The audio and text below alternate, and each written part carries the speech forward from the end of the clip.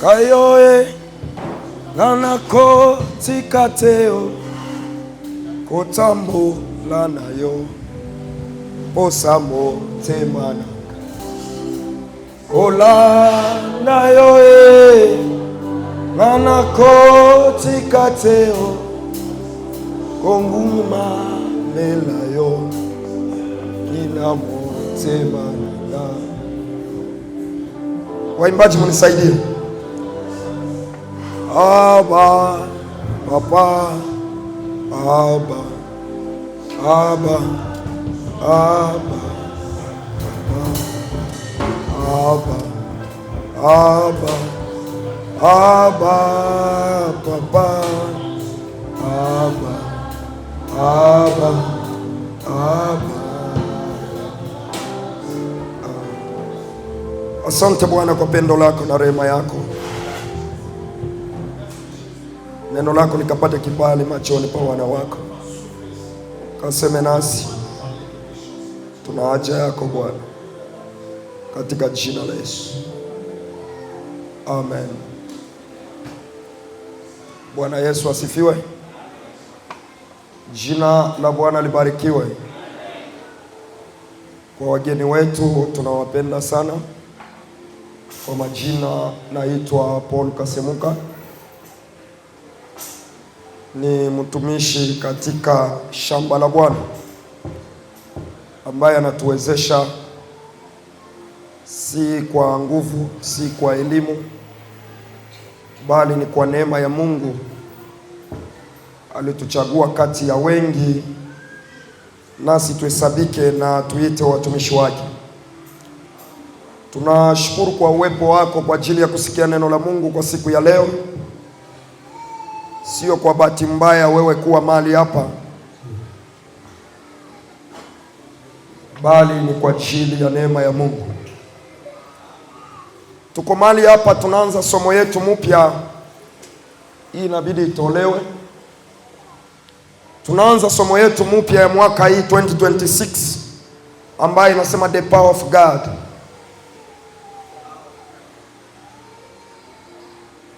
Ni mwaka wa restoration, lakini topic yake tunatembea nayo ni the power of God. Jana tulishikwa sana, hatukupata nafasi ya kufika town pia njoo ya kutengeneza shabana. Lakini naamini next week tutakuwa tayari na bana ya topic ambayo itakuwa mahali hapa. Tunataka tuzungumzie kuhusu uwezo wa Mungu ama nguvu ya Mungu.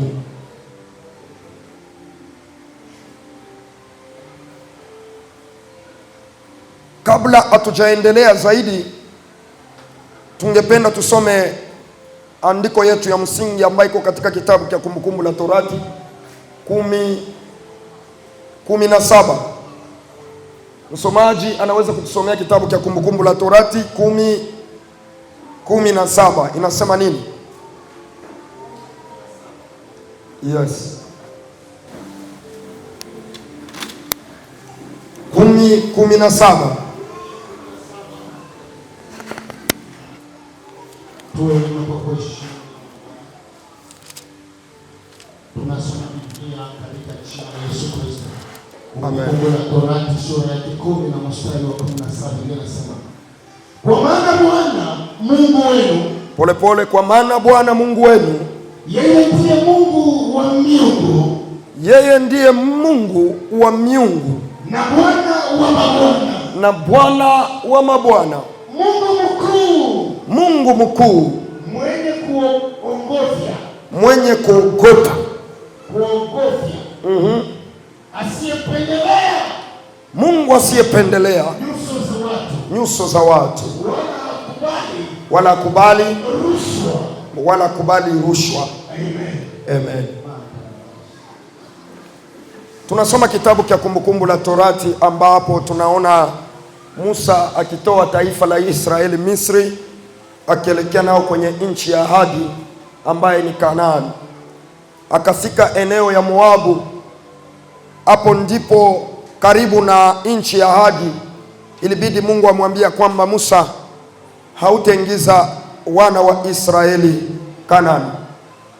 Ilibidi Musa anze kuandika hiki kitabu ambaye ni Kumbukumbu la Torati tunasoma leo.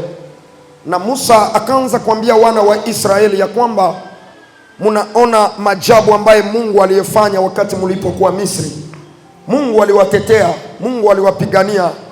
Ni kwa mkono mwenye nguvu aliwatoa kwenye mikono ya Farao, na ili apate kuwapeleka kwenye nchi ya ahadi.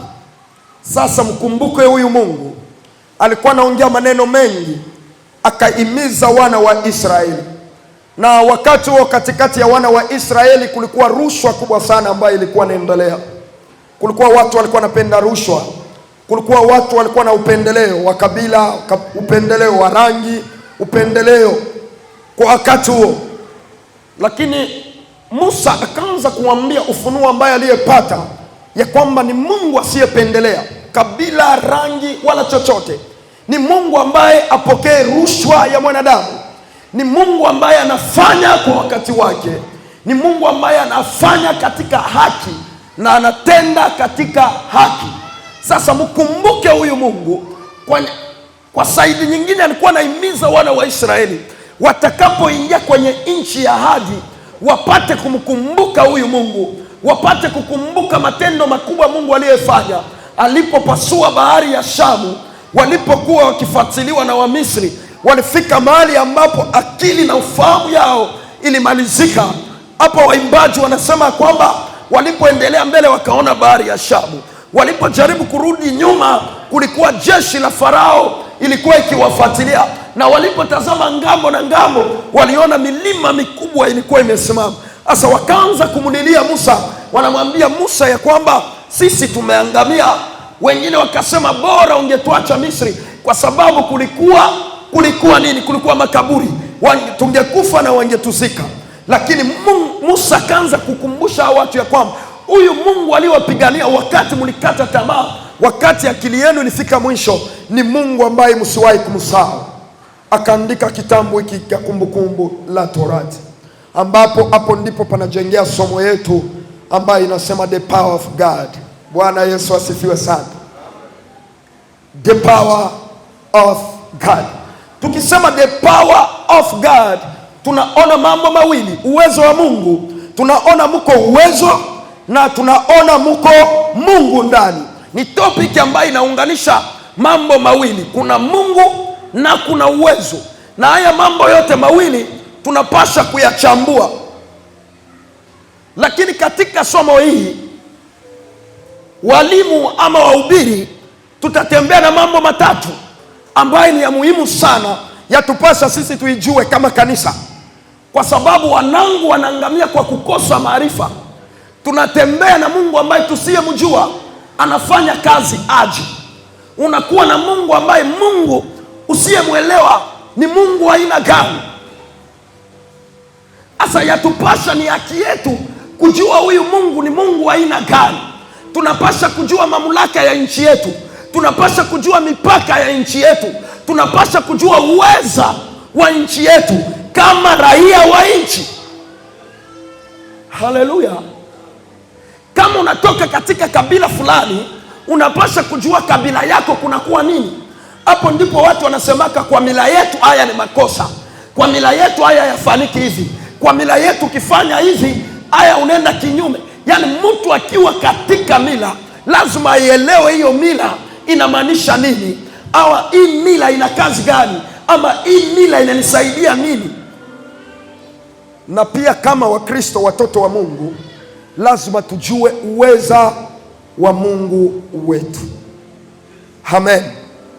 Mara nyingi tunaomba sana, mara nyingi tunafunga, mara nyingi tunasoma neno, lakini tunakosa ufahamu ya mambo ambayo tuko nayafanya. Na kukosa ufahamu ni danger sana, kwa sababu kupitia ufahamu hapo ndipo watu wengi wanapotoshwa. Asa na watu wakipotosha kwa kukosa ufahamu, au watu wanaenda na upepo. Ndiyo maana unaona kanisa ya leo ni kanisa ambayo haina mshikamano, haina msimamo. Ni kanisa ambayo inaenda na upepo.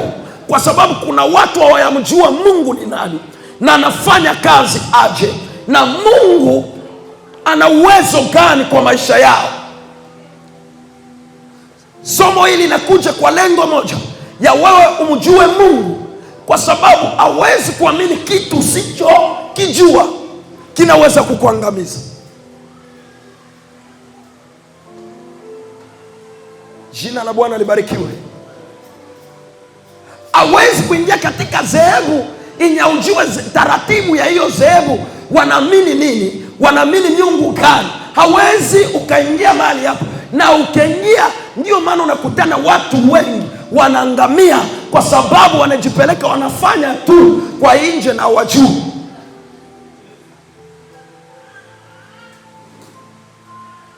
Somo hili ni la muhimu sana katika maisha yetu,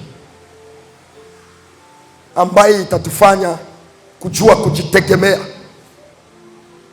kujua kutegemea imani uliyoamini.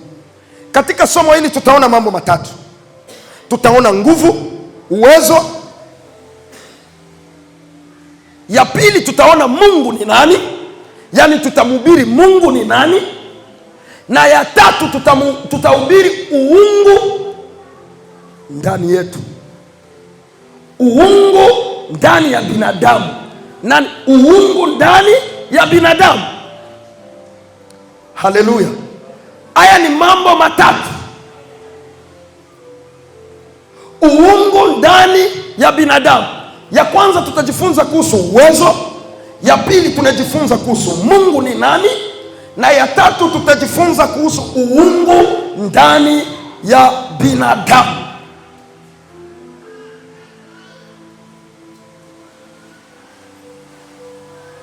Tumeanza na somo yetu sasa. Katika ulimwengu tunaishi, tenda polepole sana. Katika ulimwengu tunaishi, kuna nguvu nyingi sana. Kuna nguvu ya kijeshi, kuna nguvu ya elimu, kuna nguvu za kiroho, kuna mapepo, kuna majini, kuna mashetani za kila aina ambaye ziko katika hii ulimwengu. Na kila nguvu, nyuma ya kila nguvu kuna Mungu ambaye anaendesha hiyo nguvu. Unaweza kukubaliana na mimi ya kwamba mnasikiaka, maybe inawezekana wanasema ya kwamba kuna Mungu wa vita. Huyu ni Mungu wa vita. So katika ulimwengu tunaishi, ni ulimwengu ambaye inaendeza na manguvu fulani. Na hizi nguvu ziko, kuna nguvu ya kimajeshi. Ndiyo maana ukiona leo, ukiangalia Amerika inatumia nguvu ya kijeshi, inatumia mamlaka. Yani kuna uwezo fulani ambaye Amerika aliyo nayo. Haleluya! Ukiangalia Israel, Palestine wanapishana uwezo, kwa sababu huyu anasema niko na nyuklia, huyu anasema niko na silaha. Yani kuna uwezo na mamlaka fulani ambaye kila mtu anataka awe juu ya mwingine. Jina la Bwana libarikiwe sana. Lakini pamoja na hizi nguvu zote, inabidi turudie mwanzo, tuchunguze kwanza mwanzo, hizi nguvu zilitoka wapi? Kwa sababu hapo mwanzo hakukuwa nguvu.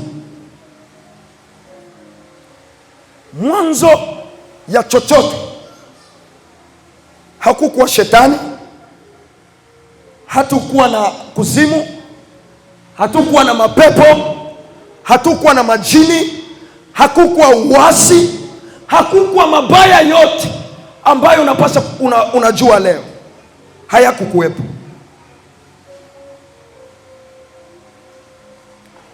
Jina la Bwana libarikiwe sana. Tunaweza kusoma kitabu cha Mwanzo ili tuanze kutembea polepole. Mwanzo moja anza moja ukishuka. Mwanzo moja. Mwenye iko na Biblia yake, tuko katika mafundisho. Ningetamani ufungue Biblia yako, tusome kwa pamoja. Genesis chapter 1 verse 1 imeshuka. Biblia inasema hivi. Yes. Hapo mwanzo Mungu aliziumba mbingu na nchi. Hapo mwanzo Mungu aliziumba mbingu na nchi. Nayo nchi ilikuwa ukiwa. Nayo nchi ilikuwa ukiwa. Tena utupu. Na giza ilikuwa juu ya uso wa vilindi vya maji. Tuendelee. Na Roho Mungu akatulia juu ya uso wa maji. Na Roho Mungu alikuwa anatulia juu ya uso wa maji. Soma 3. Mungu akasema. Hapo sasa. Iwe nuru. Acha nishuke kidogo. Iwe nuru. Ikawa nuru. Achia hapo. Hapo mwanzo hapakuwa shetani. Hapo mwanzo hakukuwa mapepo. Hapo mwanzo hakukuwa uasi. Hapo mwanzo kulikuwa Mungu. Yohana 1 anatuambia kwamba hapo mwanzo kulikuweko neno, naye neno alikuwa kwa Mungu, naye neno alikuwa Mungu. Lakini mwanzo Musa anatuambia kwamba hapo mwanzo kulikuwako Roho wa Mungu. Dunia ilikuwa utupu, hakukuwa kitu chochote. Roho wa Mungu alikuwa anatulia. Roho wa Mungu hakupigana. Roho wa Mungu hakukuwa na shindana na mtu wala na shindana na pepo. Roho wa Mungu alikuwa anatulia juu ya maji. Tunaingia ku chapter 3. Hapo ndipo akili na mawazo yetu yanaanza kuwa hapo. Mungu akasema, alipoitazama nchi ilikuwa na giza, alipoitazama maji hakukuwa na udongo. Mungu akatazama, akaangalia, akasema hapana, inabidi nifanye jambo ambaye itakuwa jambo la tofauti. Sikia, hakukuwa maengineers wenye wanaweza kuingia mali na kwenda kununua cement ili wanze ujenzi. Lakini Mungu akasema, maandiko yanasema akasema Mungu akasema, na aliposema yale neno yakatimilika, yakavaa mwili, giza ikakimbia, nuru ikaonekana. Kwa neno akasema. Unifuate vizuri. Bwana Yesu asifiwe. Hapo ndipo tunaanza kuona experience. Ni mara ya kwanza tunaanza kuona uwezo ama nguvu za Mungu zinaanza kufanya kazi. Ni ufunuo wa kwanza inaanza kutuambia uwezo wa Mungu kwanza kufanya kazi. Akasema kwa neno moja. Alisema, wala kutuma watu, wala kutuma malaika waumbe, wala kutuma malaika wajenge, lakini alisema iwe nuru, na nuru ikawa. Nyuma ya hiyo neno, sio neno tu, sio kusema tu, nyuma ya hiyo neno kulikuwa mamlaka, kulikuwa uwezo ambaye ilifanya ya kwamba yempose, ikaimpose, nuru ikawa. Jina la Bwana libarikiwe sana. Kwa neno moja. Hapo ndipo tunaanza kuona ufunuo wa mamlaka ya Mungu. Amen. Aliendelea kuongea mpaka leo kwa neno akasema iwe anga. Sikia, kuna mambo mengine tunaichukulia kawaida kwa sababu tuko naiona leo. Ukichukua udongo, kuna wataalamu wamechukua udongo, wamejaribu, wanasema hii udongo iliumbwaje, ilifanyaje, ilifanya na material gani. Walishindwa kupata ufahamu. Walipoangalia anga inasimamaje, imeshindwa ufahamu. Inataka kumaanisha nini? Nyuma ya mamlaka ya Mungu, Mungu akifanya jambo, hiyo jambo lazima ipite ufahamu wa kibinadamu. Nataka niambie mtu mmoja hivi, hata kwa maisha yako, wakati Mungu huwa anasema jambo, huwa inapitaka ufahamu ya viumbe, inapita ufahamu wa mapepo. Jina la Bwana libarikiwe. Sasa Mungu ndiye mwanzo ya nguvu zote. Mungu ndiye chemchemu ya nguvu zote. Nguvu zote zenye unajua, mamlaka yote yenye unajua leo, Mungu ndiye mwanzo. Mungu ndiyo chanzo. Unaweza kuniuliza, shetani? Mungu ndiye aliyeumba shetani. Bwana Yesu asifiwe. Mungu ndiye aliyeumba shetani. Hawa mapepo mko naona, mapepo sijue majini, hawa wote walikuwa ni malaika wa Mungu. Amen. Wote walikuwa malaika wa Mungu. So hapaku kuwepo uasi wala mamlaka yenye ilianza kinyume na Mungu, hayukuwepo. Chemchemu wa nguvu zote ni Mungu. Na ndiyo maana nikifungua parentesi kidogo, ndiyo maana ukikuwa ndani ya Mungu hakuna chochote kenye kinaweza kuwa juu yako, kwa sababu yeye ni mwanzo wa vyote. Na ndiyo maana somo hili linakuwa inabidi wa Kristo waelewe, mtu aliyempokea Kristo, mtu aliyemwamini Mungu ana nguvu kiasi gani.